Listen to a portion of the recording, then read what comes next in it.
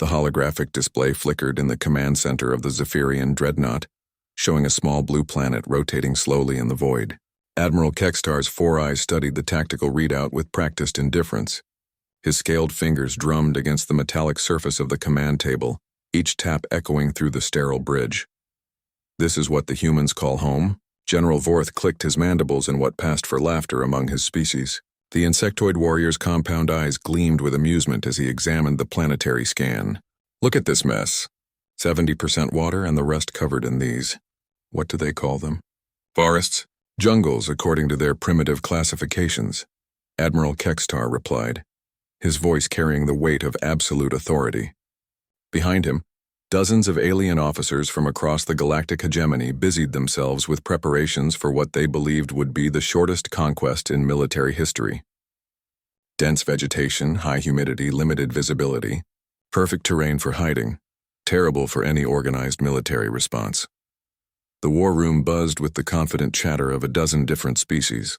The crystalline Velkari whispered among themselves in harmonic frequencies that made the ship's hull vibrate. The massive Goliath warriors, each standing nearly 3 meters tall, compared the upcoming battle to hunting small prey in their homeworld's crystal caves. Even the typically cautious Mindari strategists showed unusual enthusiasm, their pale blue skin flickering with bioluminescent patterns of excitement. "Intelligence reports indicate the humans have retreated from their cities," reported Captain Zilk, her reptilian features twisted into what might have been a smile. "Apparently they've abandoned their urban centers and fled into these wilderness areas. Classic primitive behavior when faced with superior technology." Admiral Kextar nodded approvingly. The conquest of Earth had been planned for cycles, ever since the humans had made first contact with a hegemony scout ship. Their refusal to submit to galactic law and accept vassal status had sealed their fate. Now, after months of preparation, the combined armies of 12 worlds had assembled to bring the upstart species to heel. What resistance can they possibly offer? General Vorth's antennae twitched with anticipation. "Our orbital scans show no significant military installations outside their cities. No heavy weapons, no shield generators, no atmospheric defenses. They're using projectile weapons, for crying out loud. Primitive chemical-based firearms against our plasma weaponry and powered armor." The Admiral pulled up detailed scans of Earth's surface. Vast green expanses covered enormous portions of every continent. The Amazon rainforest alone stretched across millions of square kilometers, its canopy so thick that their advanced sensors could barely penetrate to ground level. Similar dense forest covered regions of Africa, Asia, and North America. "These jungles will work in our favor," declared Commander Rax, his cybernetic implants glowing as he processed tactical data. "Dense vegetation means limited mobility for large groups.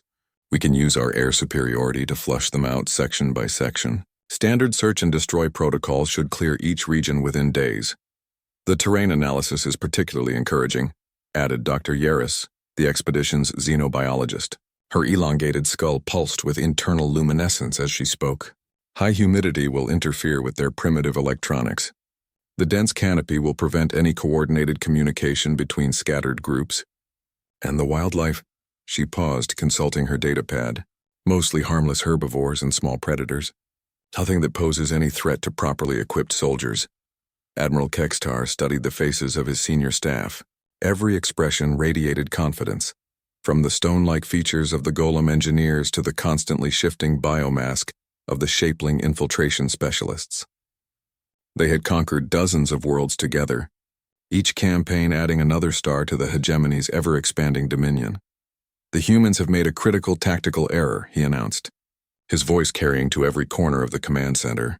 "By abandoning their defensive positions in the cities, they've chosen to fight us on terrain where their technology means nothing. In these jungles, superior numbers and advanced weaponry will decide the outcome quickly and decisively."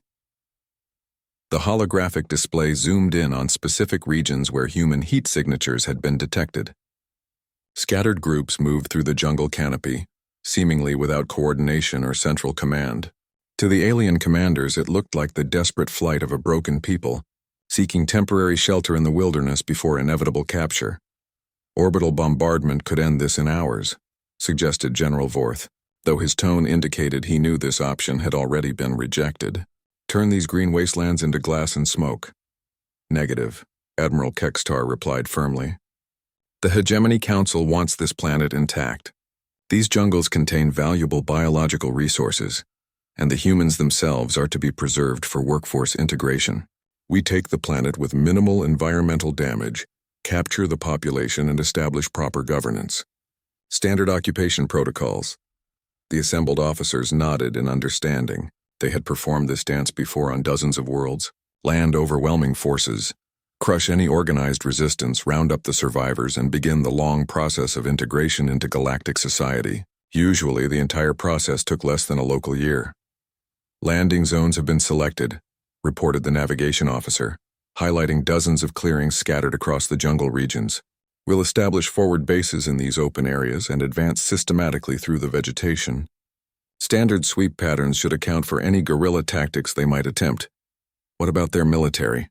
asked one of the junior officers, a young Velkari whose crystalline body chimed softly as she spoke. "What military?" General Vorth's laughter filled the command center. "Orbital reconnaissance shows no massed formations, no heavy equipment, no fortified positions. They've scattered into the wilderness like frightened animals. Whatever organized military they possessed appears to have dissolved when faced with our arrival." Admiral Kextar allowed himself a rare smile. The humans had proven remarkably stubborn during the preliminary negotiations, refusing every offer of peaceful submission. Their representatives had spoken of independence and self-determination with an almost religious fervor. Now faced with the reality of galactic military might, they had apparently abandoned such foolish notions and fled to the wilderness to await capture. "Begin the landing sequence," he commanded. "All division commanders report to your assault transports. We'll have this world pacified and under hegemony control within the week. The humans are about to learn what happens when primitive worlds challenge the might of the galaxy." As the massive fleet moved into orbital positions around Earth, thousands of alien warriors prepared for what they believed would be little more than an extended hunting expedition. The jungles below seemed to mock them with their primitive simplicity.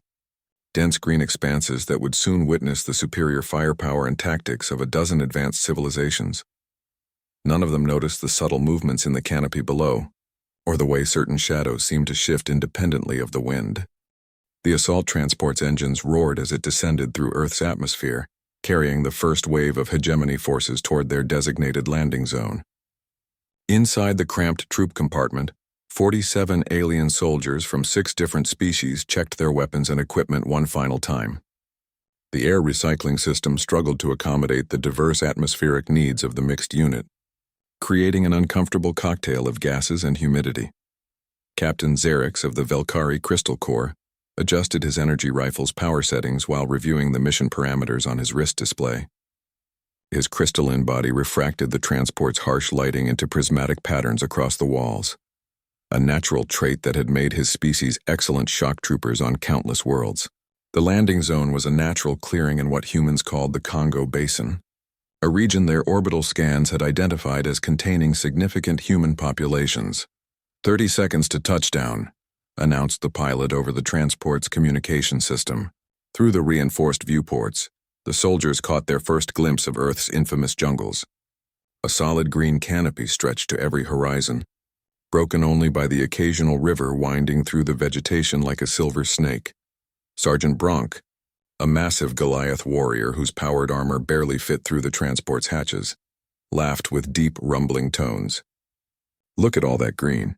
No wonder the humans are hiding. Probably can't even see the sky from down there." The transport touched down with a mechanical thud, its landing strut sinking slightly into the soft jungle floor. The rear ramp began to lower, revealing a wall of humid air that immediately fogged the soldiers' visors and optical sensors. The sound hit them first, an overwhelming symphony of buzzing, chirping, calling, and rustling that seemed to come from every direction at once. "By the void," muttered Private Clicks, a young Zephyrian whose scales rippled with discomfort as the humid air invaded his environmental suit. "How do the humans breathe in this?" Captain Xerix led his squad down the ramp and into the clearing, their boots squelching in the muddy ground. The jungle pressed in around them like living walls, dense vegetation creating natural barriers only meters from the landing zone. Massive trees rose toward the sky, their trunks disappearing into a green canopy so thick it blocked most of the sunlight. "Perimeter secure," reported Corporal Thax, his insectoid form perfectly suited for the humid environment. His compound eyes tracked movement in the surrounding foliage while his antennae twitched at unfamiliar scents. No immediate hostiles detected, but the sensor interference is significant. This vegetation is blocking our scanning equipment. The first wave consisted of 3 full companies, nearly 300 soldiers representing the elite forces of the Galactic hegemony. They established a defensive perimeter around the landing zone, while engineers began assembling prefabricated structures for a forward operating base. The plan called for systematic advancement through the jungle, clearing sectors methodically while searching for human populations to capture. Movement to the east, called out Specialist Yorick, his pale Mindari features almost glowing in the filtered sunlight. His species' enhanced perception had detected subtle shifts in the jungle vegetation that others missed. Approximately 200 meters, multiple contacts. Captain Xerix raised his rifle and activated his suit's enhanced optical systems. The jungle canopy made target identification nearly impossible, with layers of leaves, branches, and shadows creating a maze of potential hiding spots. His crystalline body pulsed with focused energy as he strained to identify the threat. Could be indigenous wildlife, suggested Sergeant Bronk, though his tone indicated skepticism. His massive form moved surprisingly quietly through the undergrowth, powered armor compensating for his natural bulk. Orbital reconnaissance detected numerous animal species in this region. The jungle suddenly erupted with sound. Birds scattered from hidden perches in explosive bursts of color and noise. Monkeys howled warnings from invisible positions high in the canopy. Something large crashed through the undergrowth nearby, causing several soldiers to spin toward the sound with weapons raised. This is worse than the crystal caves of Goliath Prime, Sergeant Bronk admitted, his usual confidence wavering slightly. At least there you could see your enemies coming. Private Click stumbled over a partially hidden route, nearly falling face first into the muddy ground. His environmental suit's cooling system whined with effort as it struggled against the oppressive humidity. Sir, our equipment isn't designed for these conditions. The humidity is interfering with everything from communications to targeting systems. Captain Xerix nodded grimly. Their pre-mission briefings had mentioned the challenging environmental conditions, but experiencing them firsthand was proving far more difficult than anticipated. The jungle seemed almost alive, pressing against them with weight and presence that felt distinctly hostile. Maintain formation, he ordered, though the dense vegetation made standard military formations nearly impossible. His troops were forced to advance in single file along what appeared to be an animal trail, stretching their defensive capabilities thin. Keep visual contact with the soldier ahead and behind you. As they pushed deeper into the jungle, the sounds around them began to change. The natural wildlife noise faded, replaced by an oppressive silence that made every footstep seem unnaturally loud. Leaves rustled without any detectable wind. Shadows moved independently of their sources. The sensation of being watched became overwhelming. Sir? Corporal Thax's voice carried a note of unease unusual for his species. My natural predator instincts are activated. Something is definitely tracking our movement. Human forces. Captain Xerix asked, though he already suspected the answer. Uncertain. Whatever it is, it's good at staying hidden. My enhanced senses can detect presence, but not specific location or numbers. The squad continued advancing, their confidence eroding with each step.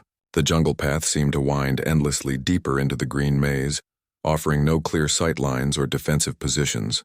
Every tree could hide an enemy. Every shadow could conceal a threat. Then they found the first sign of human presence. A small clearing opened ahead, revealing what appeared to be an abandoned campsite.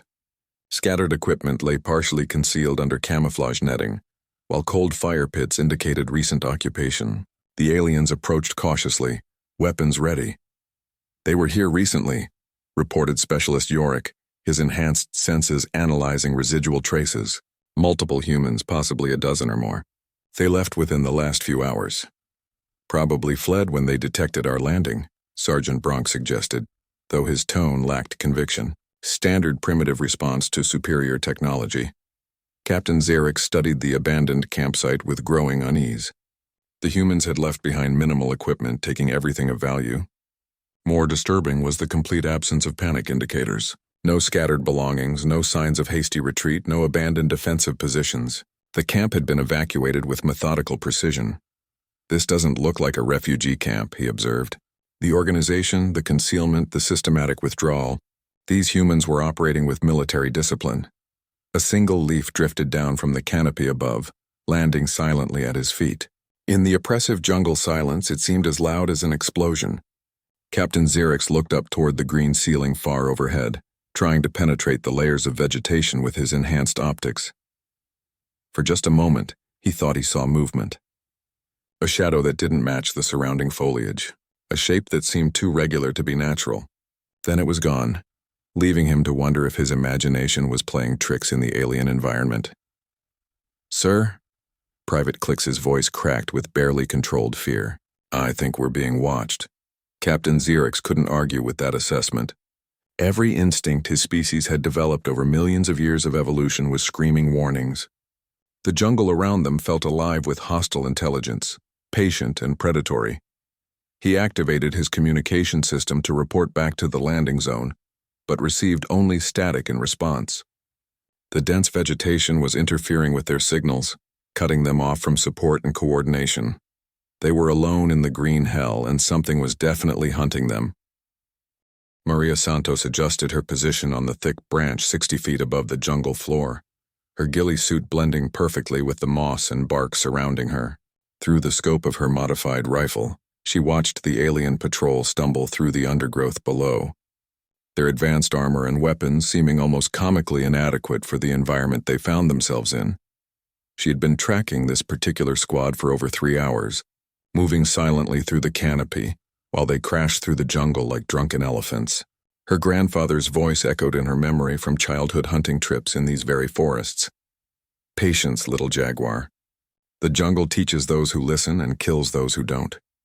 3 branches away, almost invisible even to her trained eyes, Sergeant Chen Wei waited motionless behind his sniper scope. A former Chinese Special Forces operative, he had spent the last 6 months learning the rhythms of this section of rainforest, mapping every tree, every trail, every hiding spot. His breathing was so controlled that not even the sensitive alien sensors could detect the heat signature of his exhalation.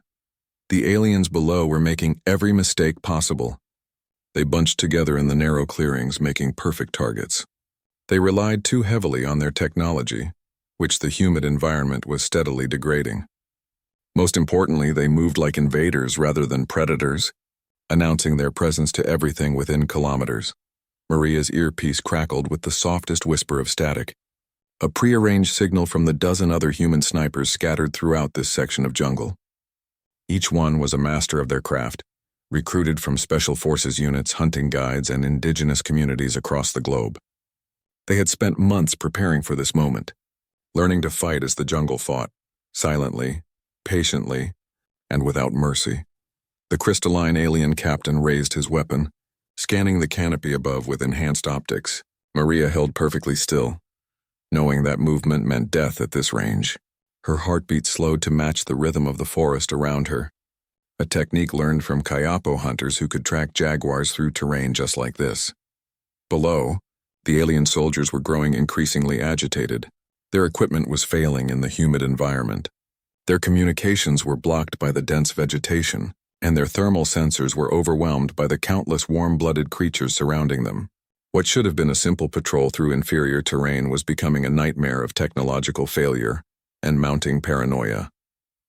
The massive Goliath warrior swept his heavy weapon across the jungle, seeking targets that remained stubbornly invisible. His armor's cooling system whined with effort, struggling against the oppressive heat and humidity. Sweat poured down inside his environmental suit, creating additional discomfort that further degraded his combat effectiveness. Maria smiled grimly as she watched them suffer. These aliens had expected to face a primitive enemy using crude weapons in open terrain.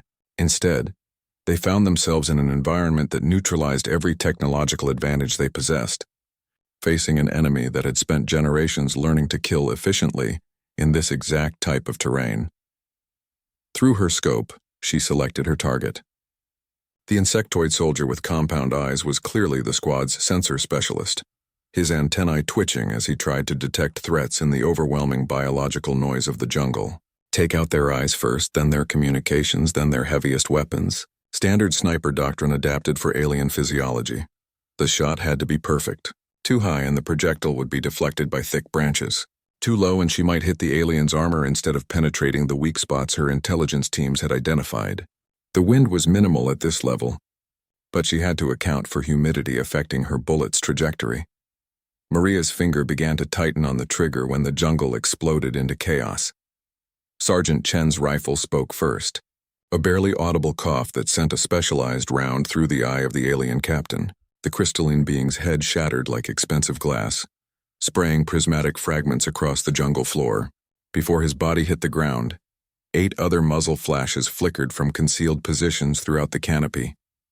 The Goliath warrior spun toward Chen's position, raising his plasma weapon, but Maria's shot took him through the throat joint of his armor. The massive alien toppled backward, his weapon firing wildly into the canopy as he fell. Leaves and branches rained down as superheated plasma bolts carved random paths through the vegetation. The remaining aliens scattered for cover that simply didn't exist. The jungle floor offered no protection against enemies positioned 60 feet above, and their return fire was completely ineffective against targets they couldn't see or locate. Panic spread through their ranks as soldiers began falling to unseen attackers. Private Clicks threw himself behind a fallen log, his scales rippling with terror as invisible death struck around him. His communication equipment crackled with static and distorted voices crying for help, but the dense vegetation blocked any meaningful coordination with their base camp. They were alone, isolated, and being systematically eliminated by an enemy that seemed to be part of the jungle itself. Maria worked her bolt action smoothly, chambering another round while tracking her next target. The pale Mindari soldier was attempting to organize a defensive position, using his enhanced perception to try to locate the human snipers. She led him slightly as he moved, accounting for his alien physiology, and squeezed off another shot. The specialized ammunition had been developed specifically for this conflict, designed to penetrate alien armor and cause maximum damage to non-human biology. Each round carried enough kinetic energy to drop any known alien species, while fragmenting on impact to cause catastrophic internal damage.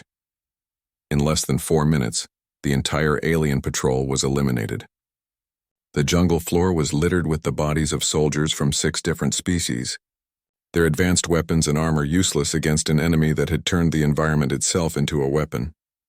Maria remained motionless in her perch for another 20 minutes, waiting to see if any aliens had survived or if reinforcements would arrive. The jungle gradually returned to its normal rhythm, insects and birds resuming their daily activities around the alien corpses. Nature was already beginning the process of reclaiming the foreign intrusion. Through her earpiece, she heard the soft clicks and whistles that indicated successful engagement from the other sniper teams throughout the region. Dozens of alien patrols had walked into similar ambushes, each one believing they were hunting scattered refugees in inferior terrain. Sergeant Chen's voice whispered through the static, so quiet that only enhanced equipment could detect it. Harvest time. Gather everything useful and return to base. Leave the bodies for the scavengers. Maria began her descent, moving through the canopy like a shadow. Her ancestors had lived in these forests for thousands of years, learning every secret the jungle could teach. Now that knowledge was being used to defend their world against invaders who thought superior technology could overcome millions of years of evolutionary adaptation. The aliens had made a critical error in their intelligence assessment. They had seen Earth's jungles as obstacles to overcome rather than allies to embrace. They had classified the dense forests as inferior terrain that would hinder organized military response, never considering that some militaries were organized around the jungle rather than despite it. As she reached the forest floor and began collecting alien weapons and equipment, Maria allowed herself a moment of satisfaction. The first phase of Operation Green Hell was proceeding exactly as planned. The invaders were learning what every predator in these forests already knew. The jungle always claimed its prey eventually. Above her, the canopy whispered with the movement of other hunters returning to their hidden bases. The real war was just beginning. Admiral Kekstar stared at the tactical display with growing disbelief, his 4 eyes struggling to process the impossible data streaming from the planet's surface. Red markers indicating lost contact with ground forces were spreading across the holographic map like a plague, each one representing a patrol that had simply vanished into Earth's green wilderness. "Explain this to me again," he demanded, his voice carrying the dangerous edge that his subordinates had learned to fear. The bridge of the dreadnought had fallen silent except for the quiet hum of life, support systems, and the nervous shuffling of alien feet. General Vorth's mandibles clicked nervously as he consulted his datapad. 17 patrols have failed to report back in the last 6 hours. Initial communications suggested normal reconnaissance activities, then nothing. Complete communication blackout across multiple sectors. Equipment failure. The Admiral's tone suggested he already knew this wasn't the answer. Negative, sir. We've conducted orbital sweeps of the affected areas. The terrain shows no signs of large-scale combat, no explosion signatures, no evidence of significant weapons discharge. Whatever happened to our forces, it was quiet and efficient.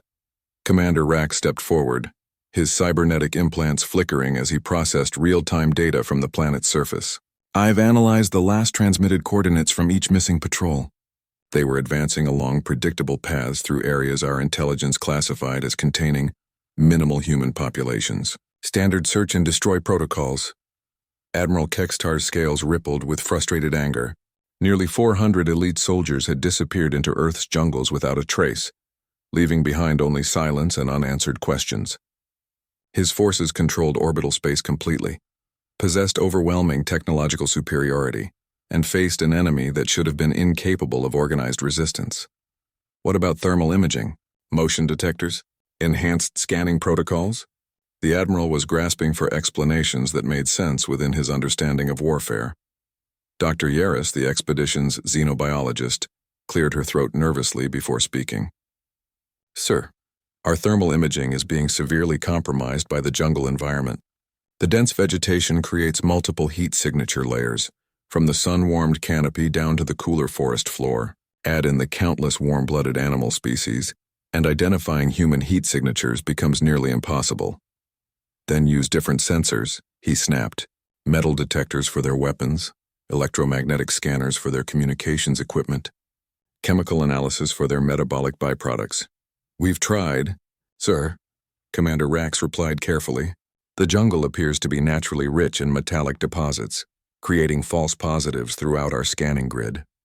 The humans seem to be using minimal electronic equipment, possibly to avoid detection, and the biological density of the environment overwhelms our chemical sensors with thousands of competing scents and pheromones. Admiral Kextar began pacing across the bridge, his anger building with each step. The Galactic hegemony had conquered dozens of worlds using these exact same tactics and technologies. Overwhelming orbital bombardment to neutralize major threats, followed by systematic ground operations to mop up survivors and establish control. The formula had never failed. Sir, reported the communications officer, her reptilian features pale with stress. We're receiving a transmission from the surface. One of our missing patrols. Put it through, the Admiral commanded, relief evident in his voice. Static filled the bridge speakers, followed by a weak and distorted voice speaking in the clicking language of the Velkari crystal core. Base command. This is Captain Xerix. Under attack. Casualties heavy. They're in the trees. In the trees. The transmission dissolved into static, then silence. Can you trace that signal? Admiral Kextar demanded. Working on it, sir, the communications officer replied, her clawed fingers dancing across control surfaces. The signal was heavily degraded, bounced through multiple atmospheric layers. The source appears to be approximately 40 kilometers southeast of Landing Zone Alpha. Deploy an immediate rescue force, the Admiral ordered. Full company strength, heavy weapons, aerial support. Sir, General Vorth interjected carefully, perhaps we should reconsider our ground tactics. These losses suggest the humans possess capabilities our intelligence failed to detect. Admiral Kextar whirled to face his subordinate, eyes blazing with fury. Are you suggesting that a primitive species armed with projectile weapons has somehow defeated the combined military might of the Galactic hegemony? No, sir, General Vorth replied quickly. But perhaps their familiarity with the terrain provides advantages we didn't anticipate. The jungle environment appears to neutralize many of our technological advantages, while potentially enhancing their natural capabilities. Enhanced capabilities, the Admiral repeated mockingly. They're using chemical-propelled metal slugs against plasma weapons and powered armor. Their communications are based on primitive radio waves. They have no orbital presence, no energy shields, no advanced sensors. Exactly what enhanced capabilities are you referring to? Dr. Yaris spoke up hesitantly. Sir, my preliminary analysis suggests that these jungles represent an environment where traditional technological advantages may be less decisive. The humans appear to have adapted their tactics to exploit the specific conditions present in these regions. Elaborate, Admiral Kekstar commanded, though his tone suggested he had little patience for scientific analysis. The dense vegetation limits visibility to a few meters in most areas, negating the range advantages of our energy weapons. The high humidity and biological interference degrades our sensor systems while providing natural camouflage for lower-tech opponents. The complex three-dimensional environment of the jungle canopy creates thousands of potential sniper positions that our standard infantry tactics aren't designed to counter. The Admiral considered this information while studying the tactical display.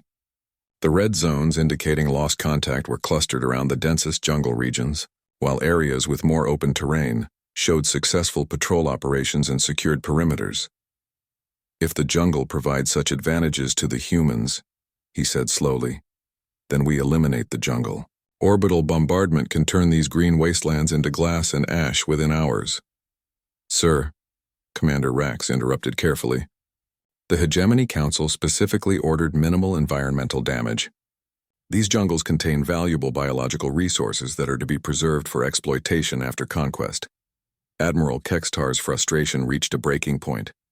Political considerations were hampering his military options, while a supposedly inferior enemy was making a mockery of his force's reputation. He had built his career on quick, decisive victories that demonstrated galactic superiority. This campaign was supposed to add another easy conquest to his record. Then we adapt, he declared with forced confidence. Increase patrol sizes to full company strength. Deploy heavier armor and weapons. Establish forward operating bases with overlapping fields of fire. Use aerial reconnaissance to identify human positions before ground forces advance.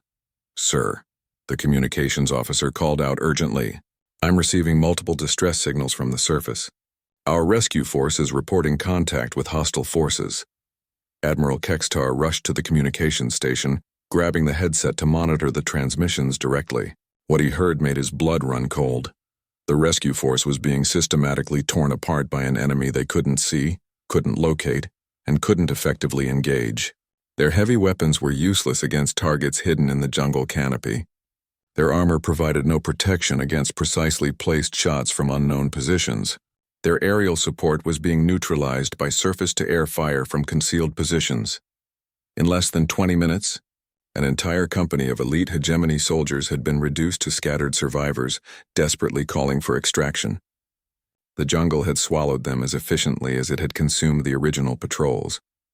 Admiral Kekstar slowly removed the headset, his face reflecting the dawning realization that this campaign would not be the easy victory he had anticipated. Somewhere in the green hell below, an enemy was waiting with patience and skills that his technological superiority could not overcome.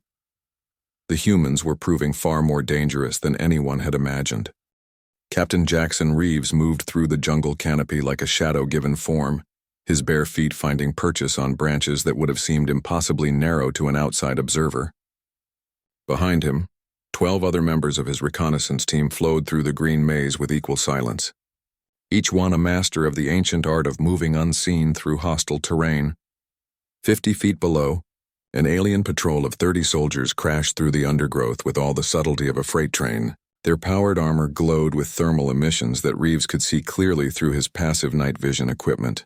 Their radio chatter, though encrypted, was constant and loud enough to wake every creature within a kilometer radius.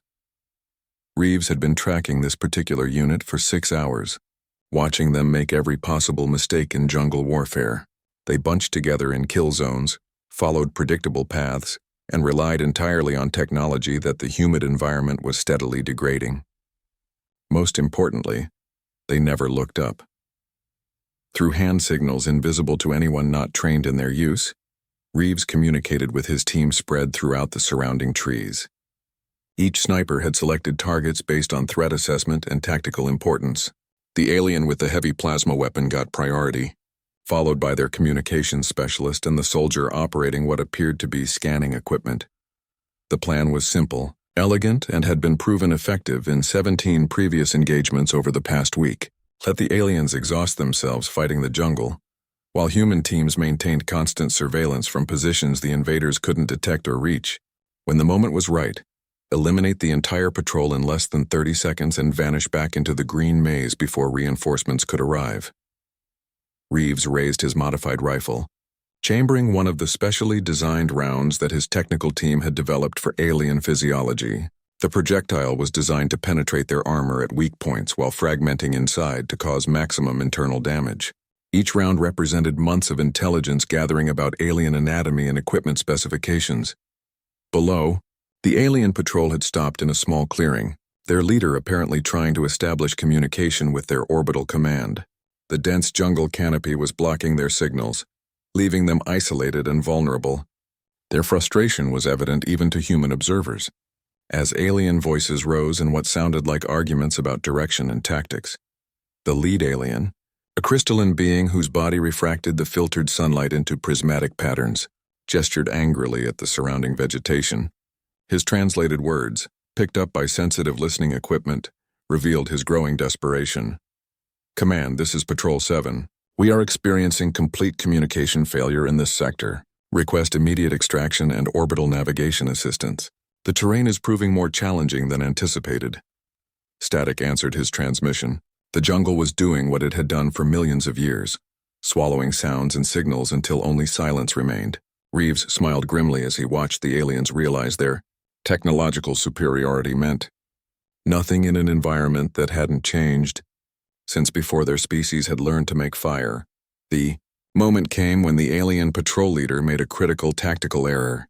Frustrated by the communication blackout, he ordered his troops to establish a defensive perimeter in the clearing while he attempted to boost their signal strength. The aliens spread out in a textbook pattern that would have been excellent on open ground, but was suicidal under a jungle canopy held by experienced snipers. Reeves gave the signal, a barely audible bird call that was instantly recognized by every member of his team. The jungle erupted in synchronized death as 13 rifles spoke almost simultaneously, their muzzle flashes hidden by specially designed suppressors and the dense vegetation. The crystalline patrol leader's head exploded in a shower of prismatic fragments as Reeves' shot found the weak point between his optical sensors. Around the clearing, alien soldiers dropped with barely a sound as specialized ammunition found gaps in armor or penetrated vulnerable areas that human intelligence had identified.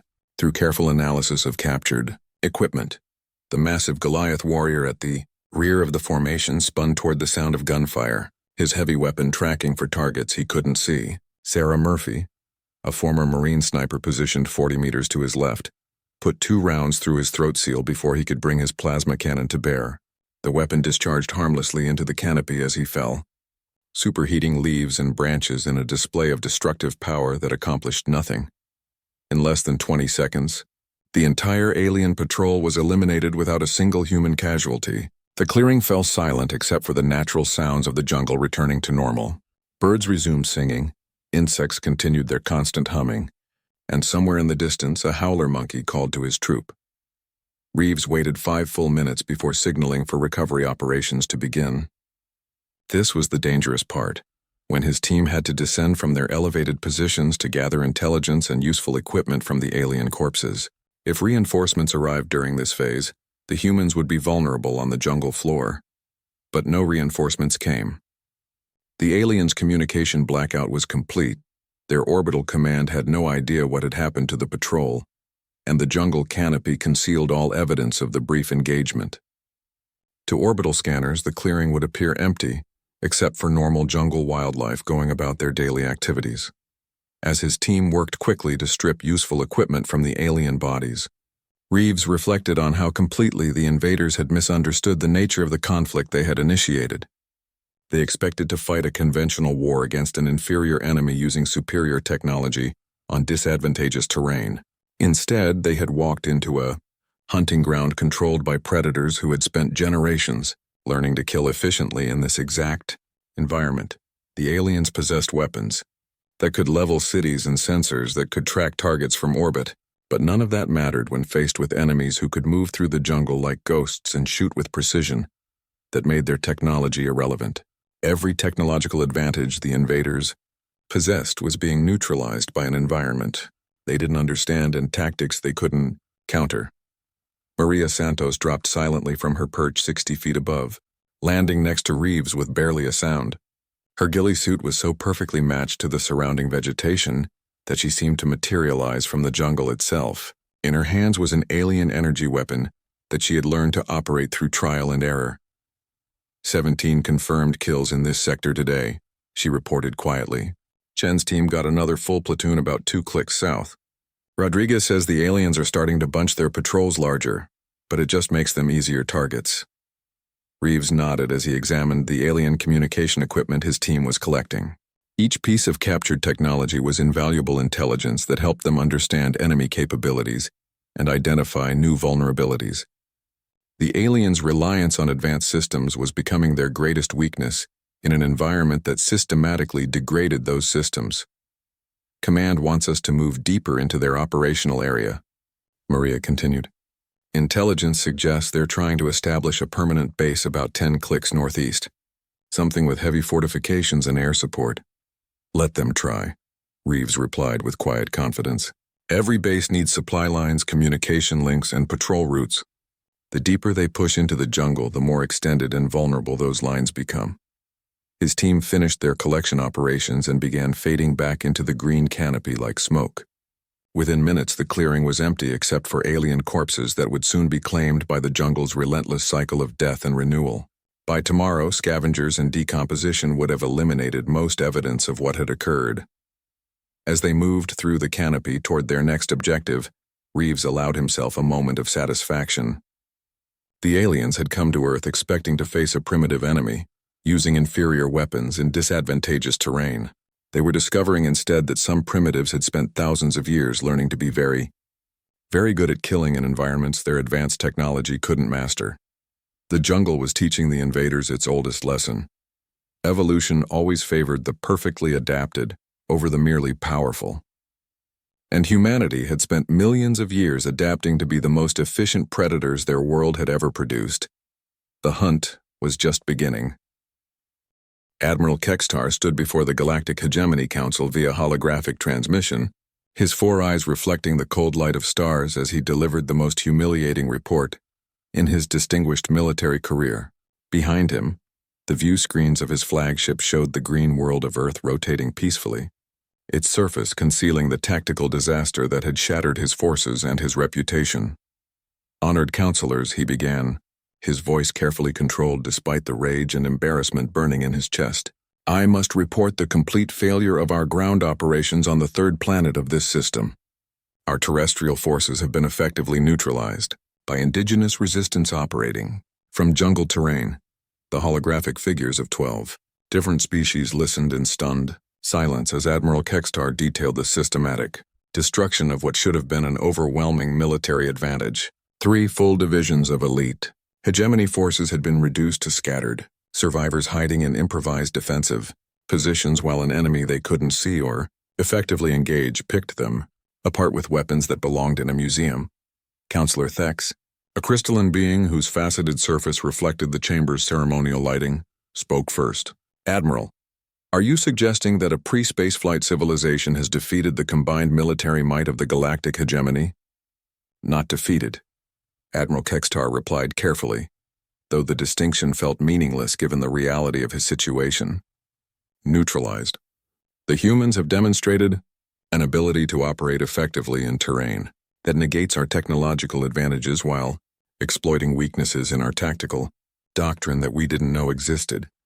Counselor Vex, whose insectoid features twitched with barely controlled disbelief, leaned forward in his seat. Explain to us how primitive projectile weapons proved effective against powered armor and energy shields. Admiral Kextar activated a holographic display showing casualty reports and tactical analysis that painted a picture of military competence that defied every assumption the hegemony had made about human capabilities. The humans didn't engage our technology directly. Instead, they used environmental conditions to degrade our systems while positioning themselves in locations where our weapons couldn't reach them effectively. The presentation showed 3-dimensional maps of jungle terrain where human snipers had operated with devastating effect. positioned 60 meters above ground level, concealed by dense vegetation, protected by natural cover that their energy weapons couldn't penetrate. Each location had been selected to provide maximum tactical advantage while remaining invisible to orbital reconnaissance. They demonstrated unprecedented coordination across vast areas without detectable communication systems. The Admiral continued. Their attack patterns suggest months of preparation and intelligence gathering about our equipment, tactics, and vulnerabilities. These humans studied us as thoroughly as we studied them. But they understood what they were learning. Counselor Maltex, a massive humanoid whose stone-like features remained impassive, spoke with the gravity of eons. What are your recommendations for completing this conquest? Admiral Kextar had dreaded this question, knowing that his answer would effectively end his military career, while acknowledging a truth that challenged everything the hegemony believed about technological superiority: orbital bombardment of all jungle regions, followed by systematic environmental modification to eliminate the vegetation that provides the humans with their tactical advantages. That would destroy the biological resources we intended to harvest, Counselor Thex observed. The entire point of this operation was to acquire an intact biosphere for exploitation. Then we withdraw, Admiral Kextar replied with the finality of a death sentence. These humans have demonstrated that they can defeat our ground forces indefinitely in their preferred terrain. Without massive environmental destruction, we cannot establish effective control over the jungle regions where they operate. The silence that followed this statement lasted nearly a full minute, as the assembled representatives of galactic civilization processed the implications. For the first time in their species' histories, the combined military might of the hegemony had been stopped by what they had classified as a primitive backwater world. On Earth's surface, Colonel Marcus Kane received the intelligence report about the hegemony fleet's withdrawal with quiet satisfaction. Hidden deep in the Amazon rainforest, surrounded by the green cathedral that had become humanity's greatest military asset, he allowed himself a moment to appreciate what his people had accomplished. The alien invasion had lasted exactly 47 days. In that time, human forces operating entirely from jungle terrain had eliminated over 80% of the invaders' ground forces, while suffering casualties that barely registered on their overall capabilities. The aliens had never established effective control over any significant territory, never located the main human command centers, and never adapted to fighting an enemy that treated the jungle as home rather than obstacle. Captain Reeves emerged from the green shadows like a ghost materializing from mist, his ghillie suit so perfectly adapted to the environment that Kane only noticed him when he spoke. Orbital reconnaissance confirms the alien fleet is pulling back to minimum safe distance. Looks like they're preparing for full withdrawal. Any indication they might try again with different tactics? Kane asked, though he suspected he already knew the answer. Intelligence intercepts suggest they're recommending this system be classified as hostile and avoided pending major doctrinal revisions, Reeves replied with barely suppressed amusement. Apparently, we've presented them with tactical challenges their military academy doesn't know how to address. Kane nodded thoughtfully as he considered the broader implications of their victory. The aliens possessed weapons that could destroy planets and sensors that could track objects across solar systems, but none of that power had proven effective against enemies who understood that warfare was ultimately about adaptation rather than technology. Sir, Maria Santos appeared beside them with the fluid grace that had made her one of the most effective snipers in human history. Satellite feeds are showing the alien bases beginning evacuation procedures. They're abandoning equipment and infrastructure rather than risk additional ground operations to recover them. Through the jungle canopy, Kane could hear the distant sounds of alien transport craft struggling to extract survivors from installations that had become death traps. The invaders were learning what every successful predator species already knew. Sometimes the environment itself was your greatest enemy, and technology was no substitute for perfect adaptation to your hunting ground.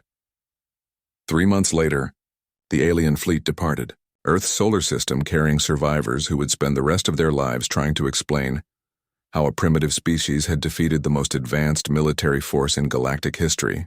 Their reports would eventually lead to major revisions in hegemony military doctrine, but more importantly, they would ensure that Earth remained off-limits to future expansion attempts. The humans had proven something that challenged the fundamental assumptions of galactic civilization: that evolution was more powerful than technology, that adaptation was more valuable than advancement, and that sometimes the most dangerous predators were the ones who had spent millions of years learning to be perfectly suited for their environment. In the Amazon rainforest, where the great trees rose toward a sky no longer filled with alien ships, the jungle resumed its ancient rhythms. Birds called from hidden perches, insects hummed their eternal songs, and somewhere in the green shadows, human snipers continued their patient watch over a world that had taught its children to be the most efficient killers in the galaxy. The aliens had made a critical error in their intelligence assessment. They had seen Earth's jungles as primitive obstacles rather than evolutionary masterpieces. They had classified humanity as a species limited by inferior technology, rather than perfected by millions of years of adaptation to the most challenging hunting grounds in the cosmos. They had mocked Earth's wild jungles, until they faced the ruthless snipers who called them home. Now those jungles held their bones, and the galaxy would remember that some primitives were primitive by choice, not limitation.